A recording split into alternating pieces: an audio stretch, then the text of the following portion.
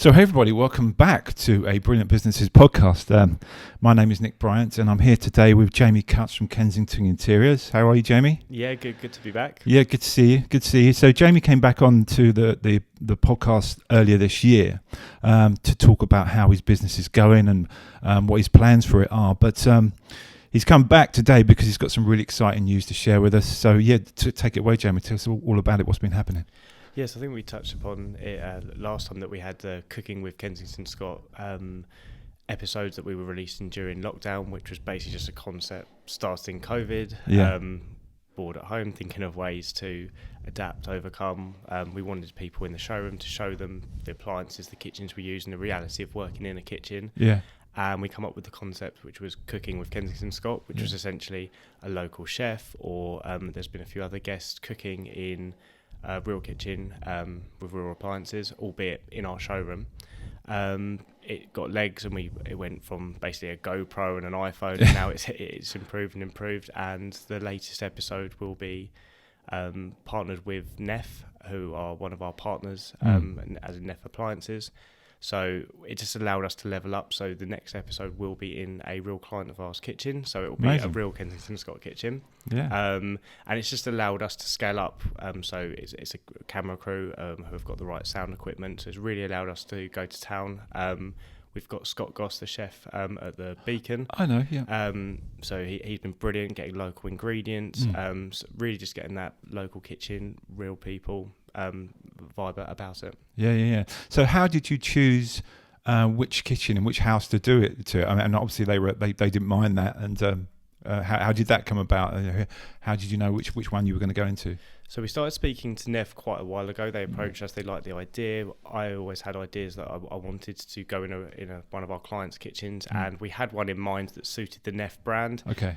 It's that family feel. It's got that Neff Real Cooks look to it, which people will see when the episode is released. Yeah. And we had that in mind, and obviously the client was more than accommodating, which we obviously sent them a little something, but they were more than accommodating. Of course they were, whole day. Yeah, and being partnered with Neff, I mean they're a huge company, aren't they? Part of other companies that produce a lot of products for kitchens. So you already had a good relationship with them anyway, and they approached you about it, or you said it was your idea? So we're a master partner of Neff, which means we're soulless with Neff. And they say it's the BSH group, so it's Neff, Bosch and Siemens. But Neff approached us. We spoke to them quite regularly. They often support us with how we're trying to get out there on social media, on our platforms, trying to get the brand out there. But really, that we had a sort of synergy with our ideas in the sense that they are a big brand. You're absolutely right, but they wanted to get down with the real people as opposed to sort of seeing like a massive company that doesn't understand. Grassroots kind of stuff, I guess. Exactly that. And that's sort of where we come from, real people, real kitchens, and I've sort of paths aligned on it, and we both had a similar thought process. We put our heads together, and we're really excited to drop the episode. When does it come out? So it's going to be released next Friday. Okay.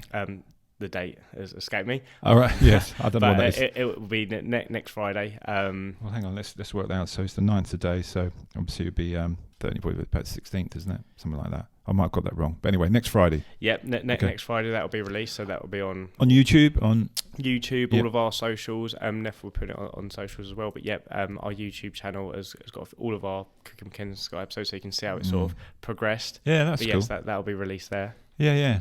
And a big advantage of that, of course, is Neff must have a massive audience that you can share that with, and they'll get you out to those masses, which will help you as well. It's great having a partnership with a brand like that. Really good. Yeah, they've obviously got a huge following and a passion for cooking and food, and obviously we've come at it from a kitchen angle, but really it's just about showing what people can do and what people can achieve, real people can achieve, albeit it is a chef cooking it, but he's showing you how easy it can be with these appliances, and it's not unachievable recipes, but certainly ones you'd be proud of if you'd cooked yourself. Yeah. What sort of recipes are they? Can you remember?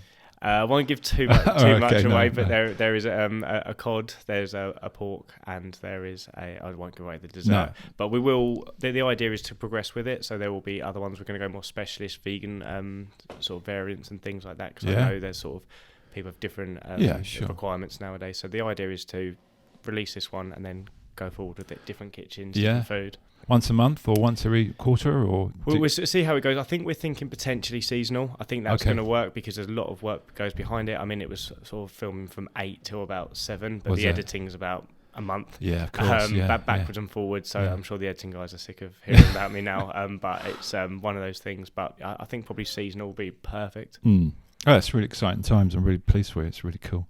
And you've got some other news as well about being a finalist.